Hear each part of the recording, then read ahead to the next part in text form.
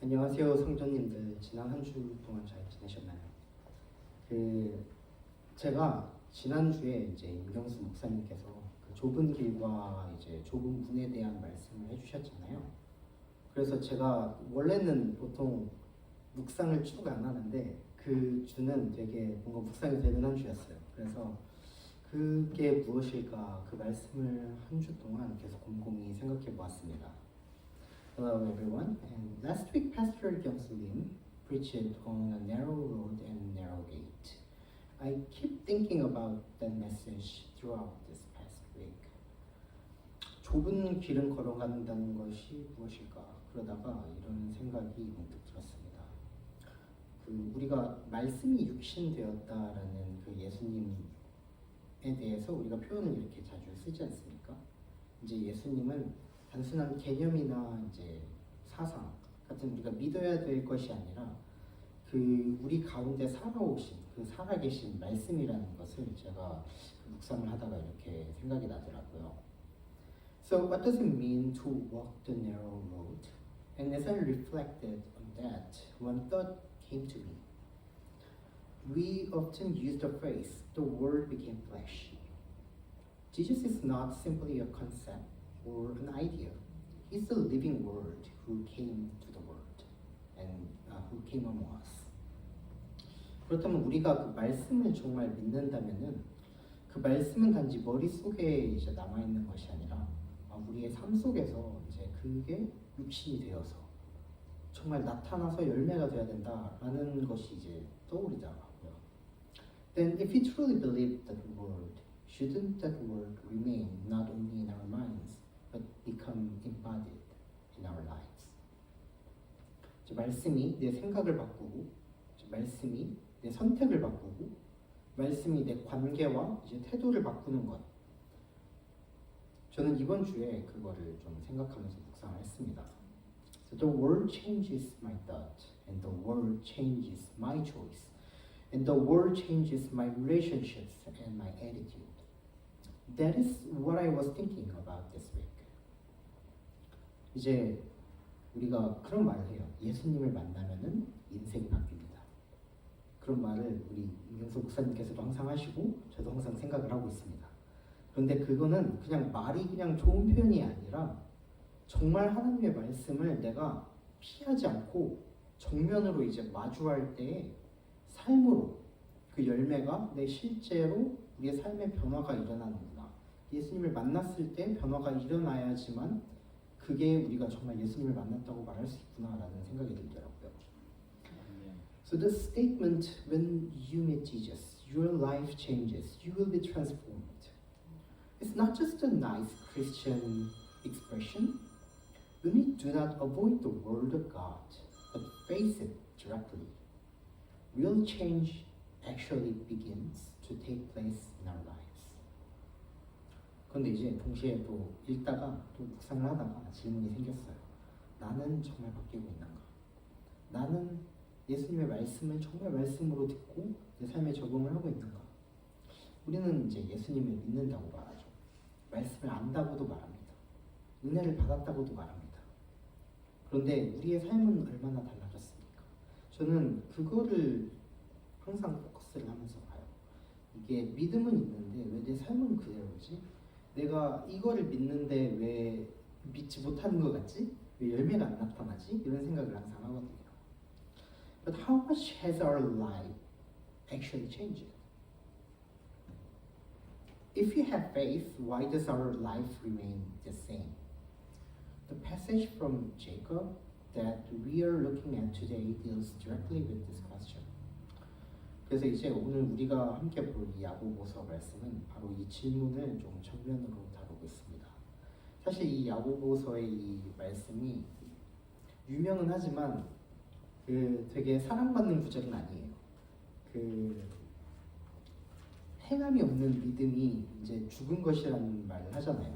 그런데 이제 또 한편으로는 오직 믿음으로만 우리가 구원받을 수 있다. 오직 믿음으로만 우리가 살 수 있다라는 그러한 교리를 우리가 알고 있습니다. 그래서 이거를 어떻게 알아야 되나, 이걸 어떻게 해석해야 되나 이렇게 해서 사실 유명한 구절이긴 하지만 이렇게 사랑받는 구절은 아니에요.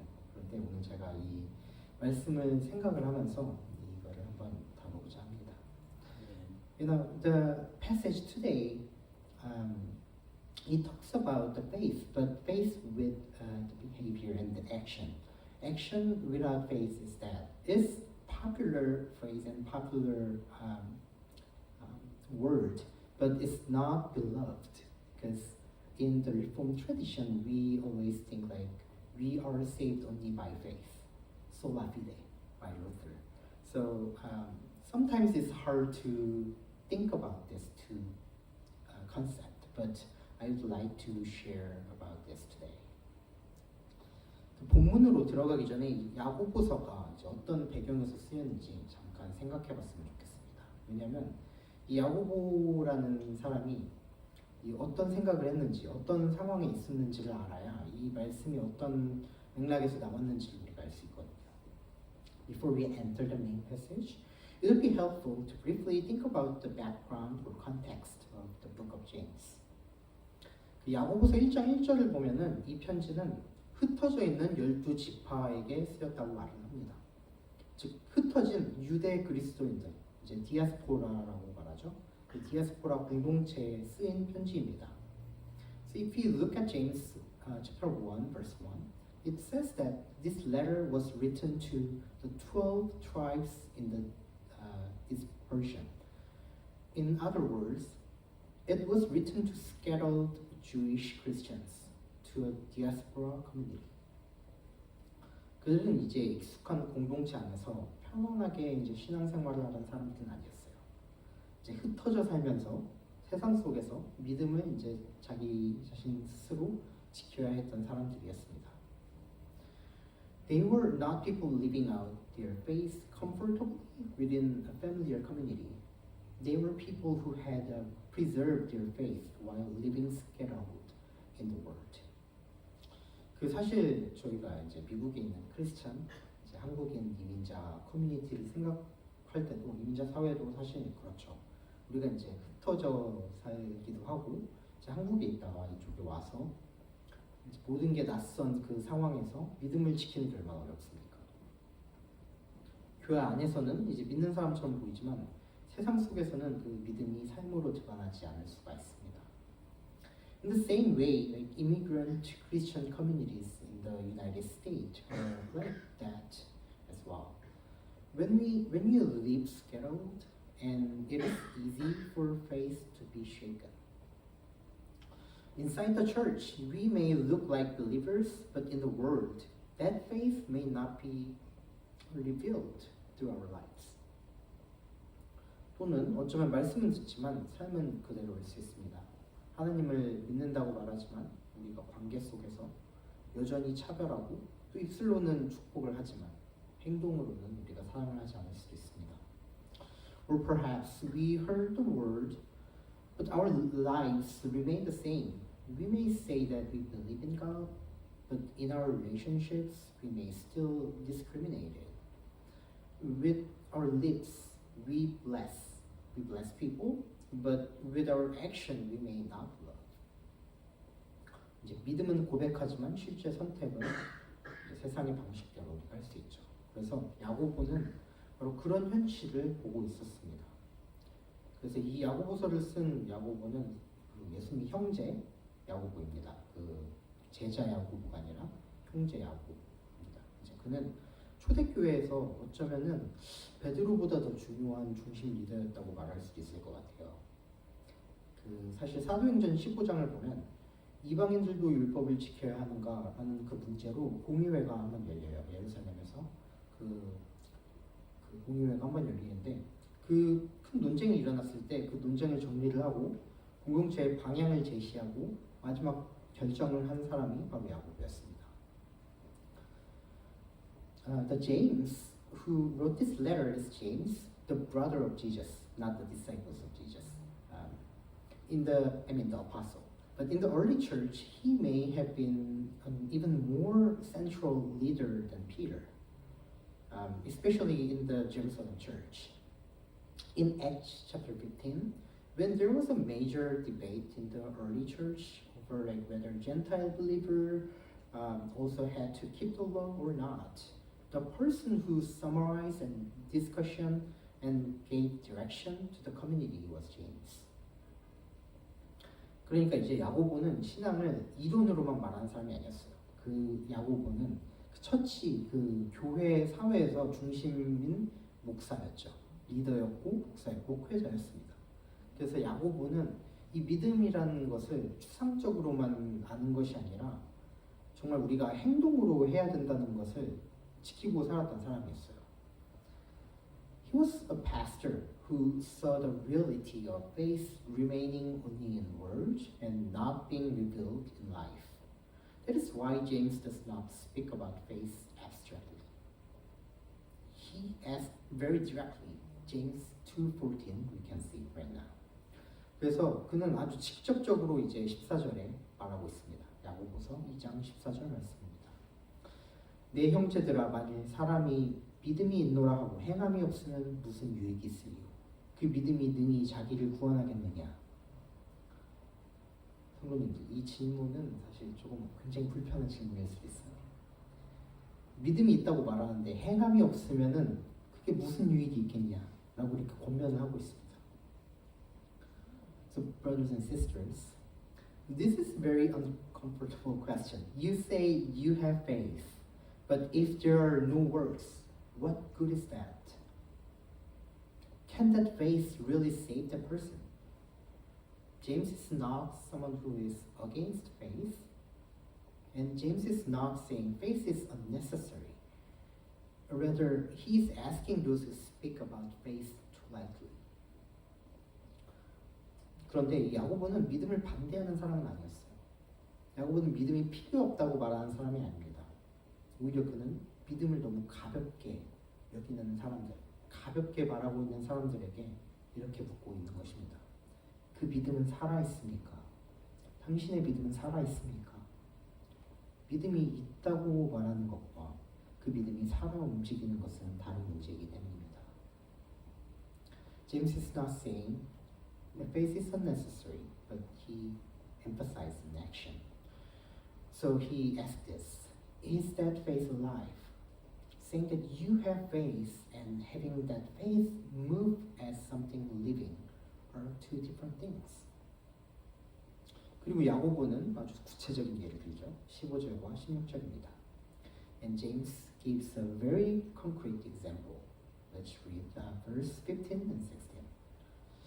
만일 형제나 자매가 헐벗고 일용할 양식이 없는데 너희 중에 누구든지 그에게 이르되 평안히 가라, 덥게 하라, 배부르게 하라 하며 그 몸에 쓸 것을 주지 않으면 무슨 유익이 있으리? 보죠. 이 필요를 이제 보았죠. 이제 필요를 알지만 사람이 움직이지를 않아요. 이 사람들이 고통을 받고 있는 걸 알지만 딱히 손을 내밀지는 않습니다. 말로만 이제 사랑한다고 하지만 실제 사랑은 없습니다. 근데 이게 바로 말뿐인 믿음의 모습입니다. So they see a need, but they do not move. They see suffering, but they do not reach out. They say they love, but there is no actual love. This is what faith in words only looks like. 야고보는 바로 이 지점을 날카롭게 찌르고 있어요. 믿음이 정말 살아있다면 그 믿음은 반드시 삶의 어떤 자리에서 움직이게 되어 있다는 것입니다. 반드시 열매가 나타나게 되어 있다는 것입니다. James pierced this exact point. If faith is truly alive, then that faith will inevitably move in the same area of life. You will produce the fruit. 우리 마가복음 10장을 한번 생각을 해볼까요? 그 예수님께 이제 한 부자 청년이 찾아옵니다. 이 이야기를 다들 알고 계시나요? 부자 청년이 찾아옵니다. 그는 이제 예수님께 영생에 대하여 묻습니다. 어떻게 하면 하나님 나라에 갈 수 있을까요? 저는 모든 계명도 지키고 저는 정말 진지하게 이것을 다루고 있습니다. 겉으로 보면은 굉장히 진지한 사람입니다. 이제 신앙적인 관점도 있고 도덕적으로도 아주 완벽하게 살아내고 있습니다. Let's think about Mark chapter 10. A rich young man comes to Jesus. Do you remember that story? And he asks about eternal life. And he says that he has kept all the commandments. Outwardly, he looks like a very sincere person, and he has spiritual interest, and he also seems to have a moral life and ethics, great ethics too. 그런데 예수님께서 가장 깊은 곳을 건드리고 계세요. 내 소유를 팔아 가난한 자들에게 주라. 그리고 와서 나를 따르라. But Jesus touches the deepest place of his heart. Sell what you have and give to the poor. Then come, follow me. 그때 그 청년은 어떻게 합니까? 성경은 그가 슬퍼하면서 떠났다고 말합니다. 왜냐하면 재물이 많았기 때문입니다. 그는 예수님께 왔습니다. 질문을 했습니다. 영생에 대해서 물어봤습니다. 하지만 예수님을 결국 따르지는 못했어요. What does the young man do? The Bible says that he went away sorrowfully because he had great possessions, and he came to Jesus. He asked a question, and he was interested in eternal life, but he could not follow Jesus. 여기서 독일의 신학자 본회퍼가 우리에게 던지는 질문이 아주 날카로워요. Here the question that the German theologian Dietrich Bonhoeffer raised for us a very important question here. 이제 부자 청년은 적어도 예수님의 말씀을 피하지는 않았어요. 여기서 예수님의 말씀을 피하지는 않았어요. 예수님이 말씀을 하셨을 때 그는 그 말씀을 있는 그대로 들었습니다. 내 자신 재산을 팔고 가난한 자들에게 그거를 주고 나를 따르라. 이 세 개의 명확한 그 말을 곧이곧대로 들었어요. 그래서 그거를 순종을 못했기 때문에 슬퍼하면서 떠난 것이었습니다.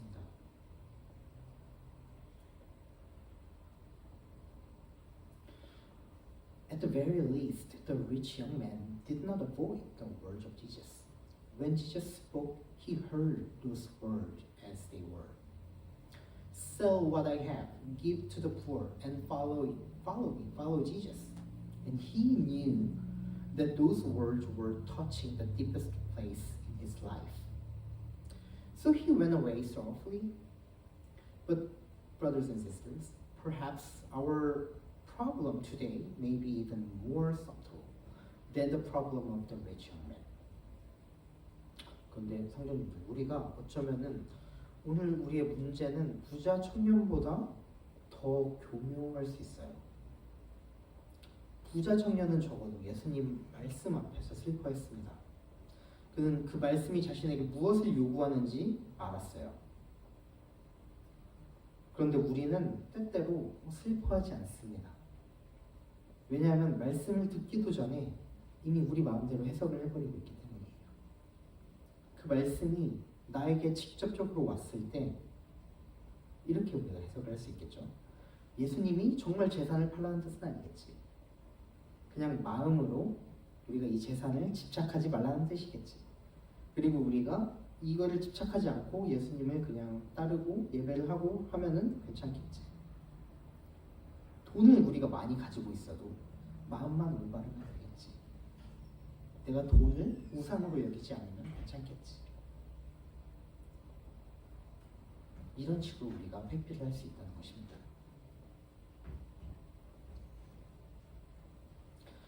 At least the rich young man was sorrowful before the word of Jesus, and he knew what those words required of him. But sometimes we are not even sorrowful, because before we truly hear the word, we have already interpreted it in its way. Surely Jesus does not really mean that I should sell my possessions. He probably just means that I should not be attached to them in my heart. Or as long as my heart is right, it must be okay to keep the money. As long as I do not make money as an idol, it should be fine. 물론 제가 말하는 게 재산 자체가 그 돈 그 자체가 악한 것은 아닙니다. 부자로 사는 것이 언제나 죄라는 뜻도 아닙니다. 믿음 안에서 가난하게 살 수도 있고 믿음 안에서 부하게 살 수도 있습니다. 하지만 본회퍼가 우리에게 묻는 질문은 사실 이거예요. 그 해석이 자기가 그 말씀을 대하는 그 해석이 정말 믿음에서 나온 해석입니까? 아니면 순종을 피하기 위한 해석입니까? 그걸 우리가 알아야 해요. 본회퍼는 그 지점을 정확하게 찌르고 있습니다. Of course, possessions themselves are not evil, and being rich is not always a sin. One can live faithfully in poverty, and one can also live faithfully with wealth. But the question Bonhoeffer asks us is this: does that interpretation truly come from your faith? Or is it an interpretation meant to avoid obedience? 성도님, 우리는 때때로 말씀을 이해하기 위해서 해석하는 것이 아니라 순종하지 않기 위해서, 우리가 이걸 피하기 위해서 해석을 할 때도 있습니다. So brothers and sisters, sometimes we interpret the word of God, not in order to understand it, but in order to not obey it. 이제 우리가 그 말씀을 내 삶에 적용하기 전에 내가 감당할 수 있는 수준으로 줄여버려요. 예수님이 내 삶을 실제로 흔들기 전에 그 말씀을 안전한 그냥 단순한 교훈으로 바꿔버립니다. Before applying the word to our lives, we reduce it to the level we can manage. Before Jesus can actually shake your life, we turn His word into a safe moral lesson. 근데 살아있는 믿음, 그거는 그 말씀을 그렇게 피상적으로 단순하게 다루지 않습니다. 살아있는 믿음은 말씀을 정면으로 마주합니다. But living faith does not handle the word so superficially. Living faith face the word directly. 그리고 그 말씀이 나를 불편하게 할 때에도 그 자리에서 예수님 앞에 섭니다. 예수님은 항상 우리를 불편하게 해요. 왜냐하면 우리가 이 세상과 공존할 수 없기 때문에 우리가 예수님의 그 말씀을 직접적으로 받아들일 때 우리는 흔들릴 수밖에 없게 되어 있습니다. 그게 목적이에요. 그래서 우리가 할 수 없다는 것을 알고 예수님을 받아들이는 게 이 성경이 우리에게 제시하는 그 포인트인데, 우리가 그거를 약화시켜버리면은 그게 목적을 달성할 수가 있겠습니까?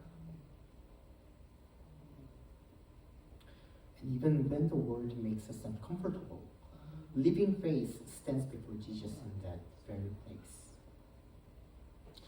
Perhaps this is what James means by faith without works, a faith that hears the word but does not receive it into life. 그래서 야고보는 17절에서 이렇게 결론을 내리죠. 이와 같이 행함이 없는 믿음은 그 자체가 죽은 것이다. And James concludes in verse 17. So also faith by itself, if it does not have works, is dead. 이 말은 사실 굉장히 강해요. 그래서 조금 부족한 믿음이라고 하지 않고 이거를 죽은 믿음이라고 말을 하고 있습니다. So James' words are very strong. He does not say that faith without work is a slightly lacking faith, but is dead faith.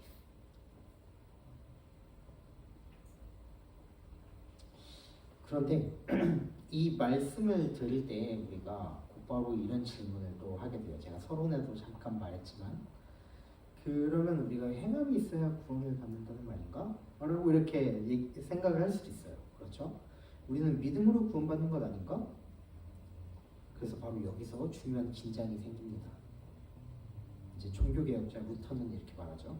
의인은 오직 믿음으로 말미암아 산다. 그러면 우리는 이 둘의 관계를 어떻게 이해해야 될까요? 야고보가 24절에서 말한 이 말씀, 이로 보건대 사람이 행함으로 의롭다 하심을 받고 믿음으로만은 아니니라. 이게 완전 모순되는 말씀이 아닌가? 이렇게 생각할 수 있어요. 그렇죠? Does this mean that we must have works in order to be saved? So sometimes we can raise this question, right? Because James talks about this. Aren't we saved by only faith? This is where an important tension arises. The reformer Martin Luther says, "The righteous shall live by faith alone." Then how should we understand the relationship between those two? How should we explain the James? In verse 24, you see that a person is justified by works and not by faith alone. Isn't it contradictory or is it ironical? So I want to look more deeply at this tension. 그래서 이제 두 번째로 이 긴장을 조금 깊이 살펴보려고 합니다. 이 둘은 서로 충돌하는 것처럼 보이죠. 한쪽은 행함을 말하고 한쪽은 믿음을 말합니다. 한쪽은 행함이 없으면 죽었다고 말하고 한쪽은 오직 믿음으로 산다라고 말합니다. 그러면 우리는 어느 쪽을 붙잡아야 할까요? These two seem to be in conflict. One side speaks about works and the other side speaks about faith. One says, if there are no works, it is dead. And the other says, the righteous shall live by faith. Then which side should he hold on to? 여기서 사실 우리가 루터의 삶을 조금 생각해 봤으면 좋겠어요. 제가 야고보에 대한 배경을 말한 것처럼 루터에 대한 배경도 조금 말해드릴게요. 그는 이제 수도사로서 누구보다 진지하게 살았습니다. 수도원에서 엄청 진지하게 살았어요. So as I explained about the context of James, I will explain about the context of Luther as well.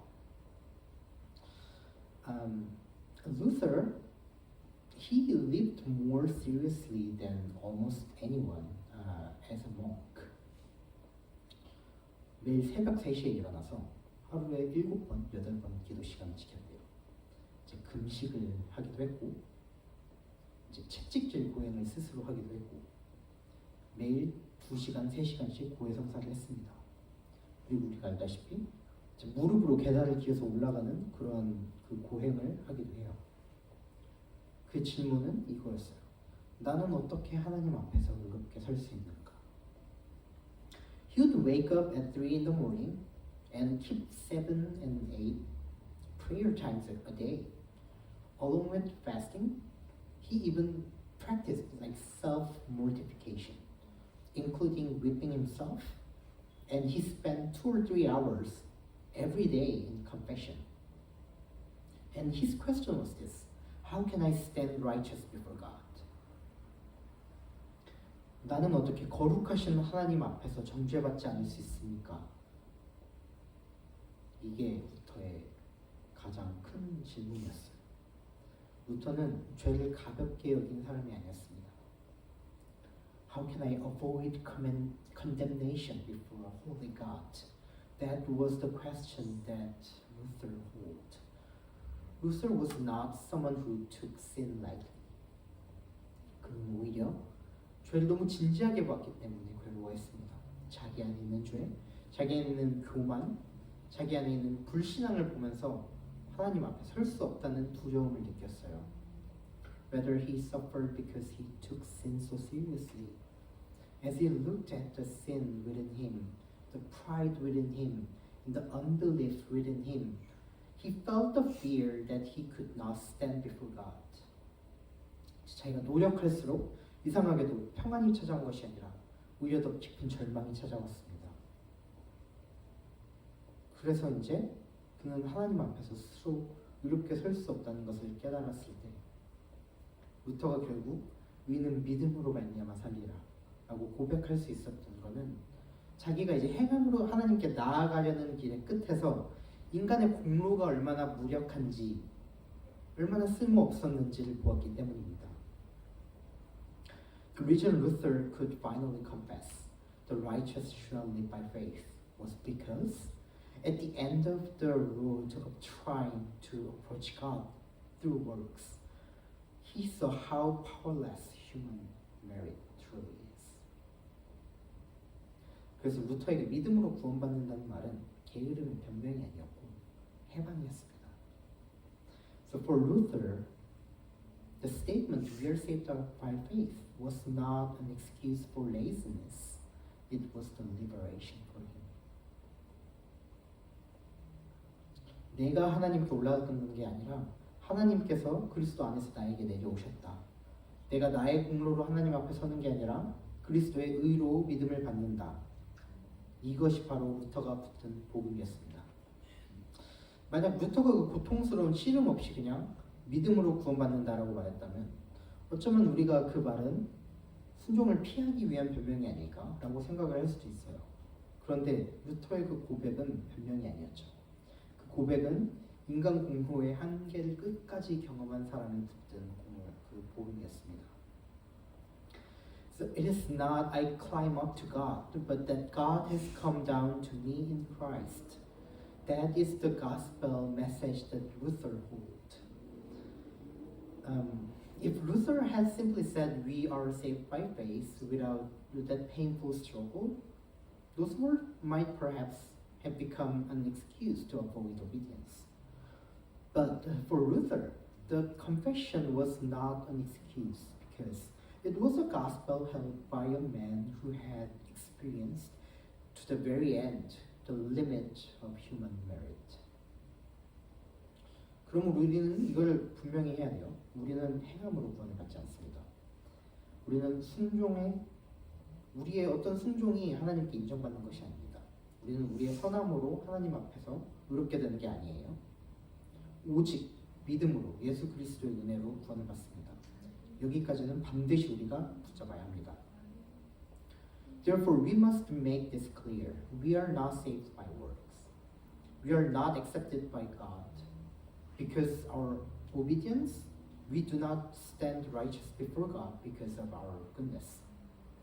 We are saved by faith alone. By the grace of Jesus Christ, we must hold into this firmly. 그런데 여기서 살짝 문제가 생기죠. 루터가 말한 이 귀한 복음이 시간이 지나면서 때때로 왜곡이 될 수 있다는 것입니다. 그 사탄이 예수님 공격할 때 말씀을 왜곡하면서 공격했잖아요. 세상도 말씀을 왜곡하면서 공격을 해요. 우리는 믿음으로 구원을 받는다. 그런데 이 말이 어느 순간 이렇게 바뀌어요. 그러니까 순종하지 않아도 됩니다. 그러니까 삶이 바뀌지 않아도 됩니다. 그러니까 예수님을 따르지 않아도 됩니다. 이건 루터가 말한 믿음이 아니었어요.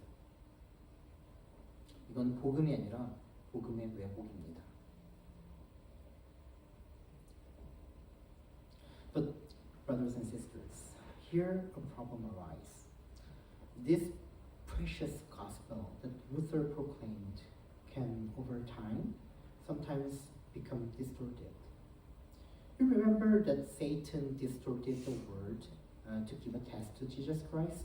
The word do the same thing to the gospel message. We are saved by faith, but at some time the statement can turn into this. So I do not need to obey. So my life does not need to change. So I do not need to follow Jesus. This is not the faith Luther spoke of. This is not the gospel. It is the distortion of the gospel. 제 야고보는 묻죠. 그 믿음은 살아있습니까? 이 둘은 서로 싸우는 것이 아닙니다. 모순되는 것이 아니에요. 제 루터는 이제 우리의 구원의 유일한 뿌리, 그 원인, 그게 인간의 행위가 아닌 믿음을 강조하며 착한 일을 해서 구원받는 그런 율법주의에 대한 반박인 거죠. 그래서 그 믿음을 말을 할 때 그거는 뿌리가 어디에서 왔는지, 그 근거가 어디 있는지를 설명할 때 우리는 그 믿음이 오직, 아니 그 구원이 오직 믿음에서 온다고 말을 합니다. 야고보의 행함은 이 믿음의 증거로서 이것이 진짜인지 가짜인지 드러내는 열매로서의 행함을 강조하는 거예요. 그래서 행함은 믿음을 만드는 것이 아니라 행함은 믿음이 살아있다는 증거죠. 그래서 그 행함을 통해서 이 믿음이 살아있다라는 것을 설명하기 위해서 그 믿음만으로 구원을 받았다라고 할 수 없다라고 이렇게 말을 한 것이었습니다. 그래서 결과로서 우리가 그 열매와 열매로서의 행함이 나왔을 때 그 믿음이 중요하다, 그 믿음이 일한다라고 말을 하는 것입니다. So these two are not fighting each other. They are not contradictory. Luther emphasized that the only root of salvation, the cause of salvation, is not human works but faith. And he's responding to the legalistic idea that we are saved by doing good works. The works James speaks of are the evidence, the result of the faith. So they are the fruit that reveals whether the faith is real or false. So works do not create or produce faith, but works are the evidence or the result that faith is alive. So in that way, he can both Luther's saying and then James' scripture here can go together. 오늘 우리는 사실 이렇게 질문을 해봤으면 좋겠습니다. 나는 믿음을 말하면서 혹시 순종을 피하고 있지는 않은가? 그렇다면 야고보의 말씀을 우리는 다시 들어야 합니다. 믿음은 우리의 변명이 아닙니다. 믿음은 우리를 예수님께 연결시키는 통로입니다. 그리고 예수님께 연결된 사람은 반드시 예수님의 말씀 앞에서 반응하게 되어 있습니다. Today, I would like us to ask this question. Am I speaking of faith while perhaps avoiding obedience? If so, we need to listen again to the words of James. Faith is not our excuse. Faith is the channel that connects us to Jesus. And a person connected to Jesus will inevitably respond before the word of Jesus. 제가 여기서 말하는 건 완벽하게 순종한다는 뜻은 아닙니다. 한 번도 흔들리지 않는다는 뜻도 아닙니다. 저도 사실 예수님께서 그 말씀을 제 삶에 직접적으로 던지셨을 때 저도 피한 적이 있어요. 저는 알면서도 피했어요. 그게 알면서도 못하겠더라고요. 근데 그게 너무 슬프더라고요. 그게 알면서도 못한다는 게 너무 슬프더라고요. 그게 너무 내 마음을 찔렀기 때문에 그게 너무 슬프더라고요. 그래서 제가 말한다는 건 완벽하게 순종한다는 뜻이 아닙니다. 이 말씀을 정말 직접적으로 받아들이세요. 그 말씀이 내 마음에 말을 할 수 있도록 그걸 직접적으로 받아들이세요. 그러면 흔들려요. 흔들리는 과정 가운데 우리가 실패할 수도 있고 성공할 수도 있죠. 하지만 하나님은, 예수님은 그 실패 가운데에서 우리와 함께 걷기를 원하십니다. 그 순종 가운데서도 우리와 함께 걸으며 그 영광을 같이 누리기를 원하십니다. So this does not mean we obey perfectly. It does not mean we never waver. Right? I have experienced that I encountered the word directly and then I couldn't obey. I cannot obey this. And I said to God, God, I know what you mean. Even though I know this, I cannot follow. I cannot obey. And I was so sad because I couldn't follow it, although I know that. Because it was too sharp and I couldn't follow it. But God gave me grace at the time. So what I'm saying is, we need to obey perfectly. No. We need to be with God, with Jesus Christ. When you encounter the word directly, you might fail or you might be successful. But the point is, God wants to walk with you during that process. 살아있는 믿음은 말씀 앞에서 도망치지 않습니다. 살아있는 믿음은 예수님의 부르심을 내 입맛에 맞게 줄이지 않습니다. 그래서 우리가 오늘 붙들어야 할 균형은 이것이라는 것입니다. 우리는 행함으로 구원받지 않습니다. 그러나 살아있는 믿음은 반드시 순종으로 드러나게 되어 있습니다. 이것이 야고보와 루터가 우리에게 들려주는 메시지입니다.